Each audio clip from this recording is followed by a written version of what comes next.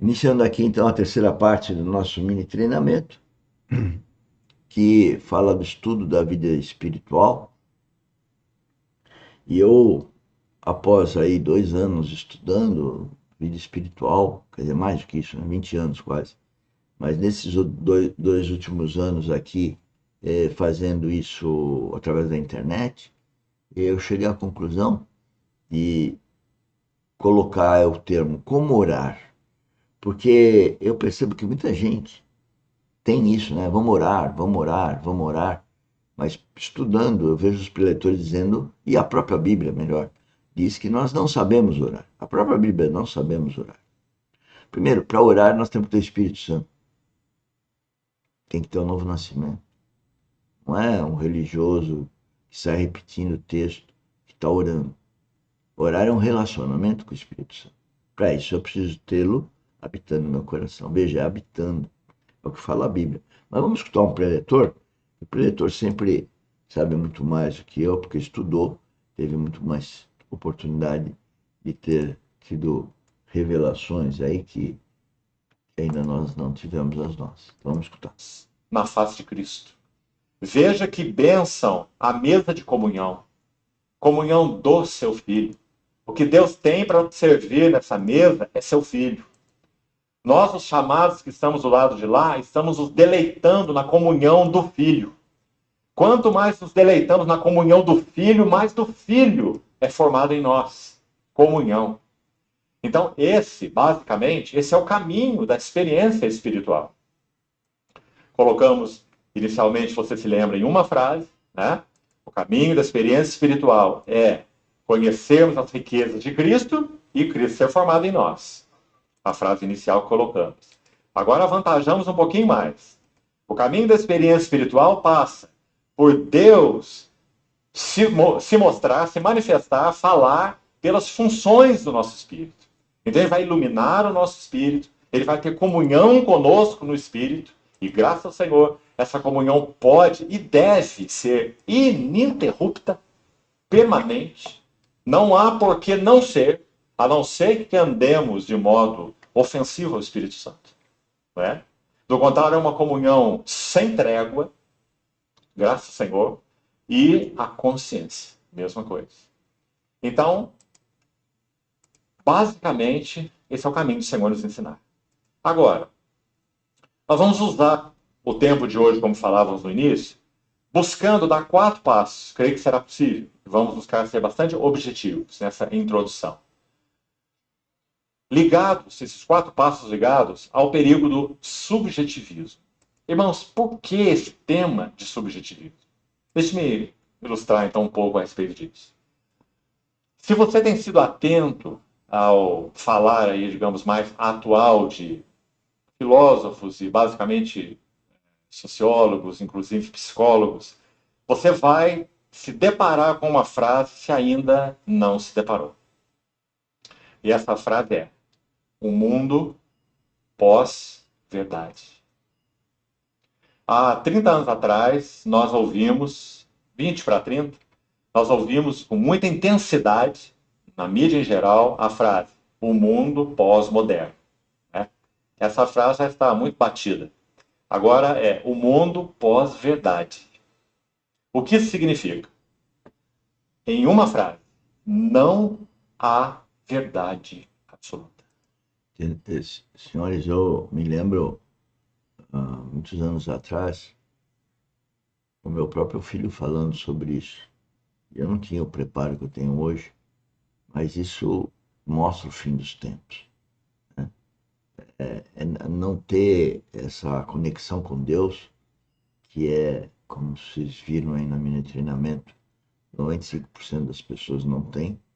Então, começam a ter coisas do maligno, né? Com relação ao que ele está falando, a modernidade e outras coisas que não tem nada a ver com o reino de Deus. Então está aqui um alerta, um testemunho meu totalmente fora. Não quer dizer que não pode usar as coisas da modernidade, mas tem que usar segundo a orientação do Espírito Santo. É isso que a gente quer dizer. A tua verdade, a minha verdade e a verdade dele. Tá vendo? História da verdade, né? Não existe várias verdades, tem uma verdade, é Cristo. Cristo é o caminho, a verdade e a vida. Não existe essa vida natural, essa vida do homem aqui, ela é passageira. Nós estamos falando aqui de vida eterna. E a vida eterna está em Cristo. E Cristo é a verdade.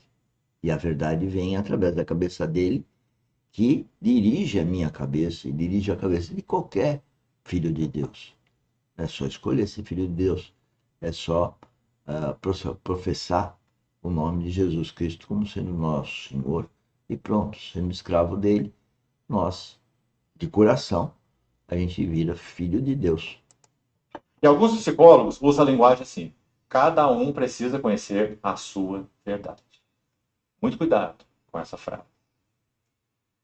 Nós estamos realmente vivendo uma era que antecede o seu clímax, mistério da iniquidade e a revelação do anticristo, na qual era e fase esse axioma, mundo pós-verdade, será empurrado para dentro da sociedade, como já tem sido, e para dentro da igreja de uma forma absolutamente violenta.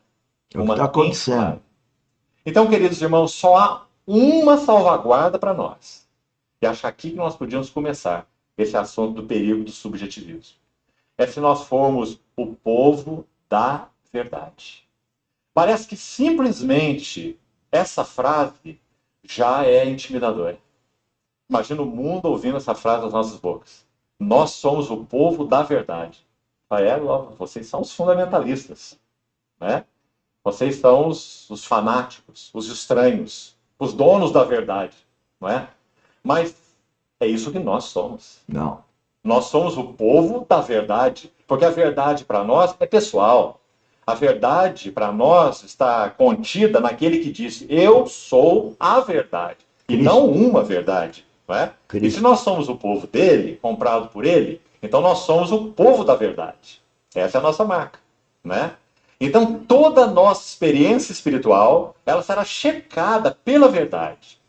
Nós não andaremos em termos subjetivos. E nem acharemos que as verdades de Deus são negociáveis. E nem achamos que o mundo evoluiu tanto que nós estamos na era pós-verdade. Irmãos, Deus tem atuado nesse chamado mundo pós-verdade, como sempre atuou, mas de uma maneira ainda mais visível. Né? Nós o vemos por sua graça. De duas maneiras. A primeira é através de uma soberania restritiva.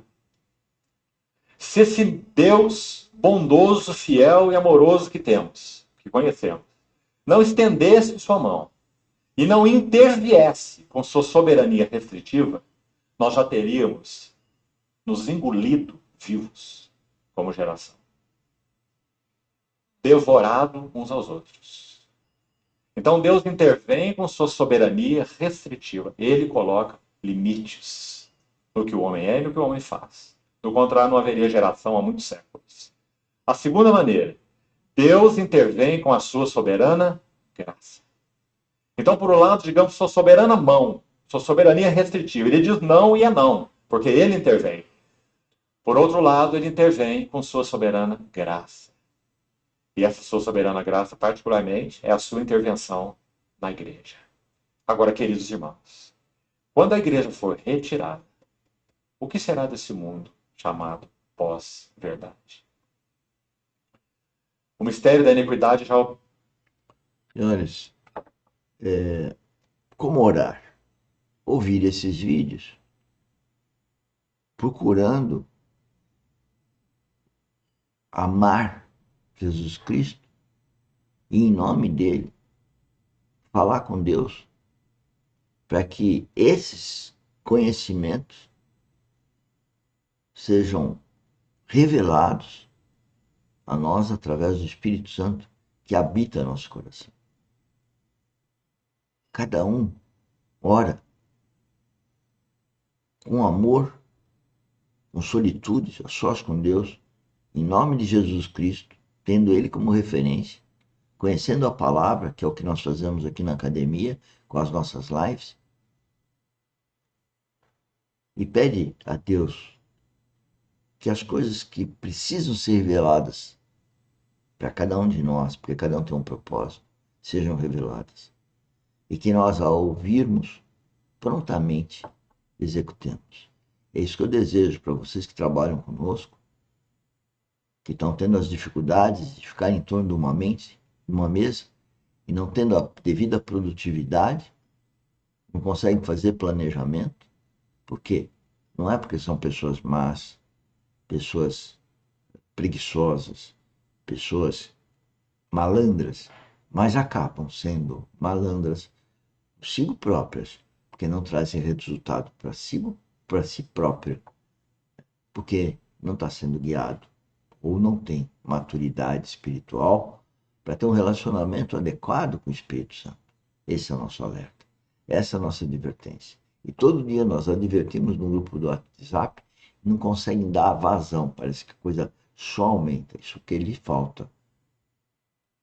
Treinamento aqui na academia, pois vocês não treinam, workshop para tirar dúvidas e então ficar em torno de uma mesa, mas com a presença de Cristo, não a presença do inimigo. Onde se faz isso? Quando cada um começa a olhar para o seu umbigo. Quando eu estou numa mesa para resolver algum problema, mas eu estou olhando para o meu interesse, o outro olha para o dele, outro para o dele, ninguém adverte ninguém, e todo mundo é amiguinho de todo mundo, isso não existe. A unidade tem que ser em torno de Cristo. Tchau, até daqui a pouco. Nas nossas reuniões das 8 às 11. Obrigado.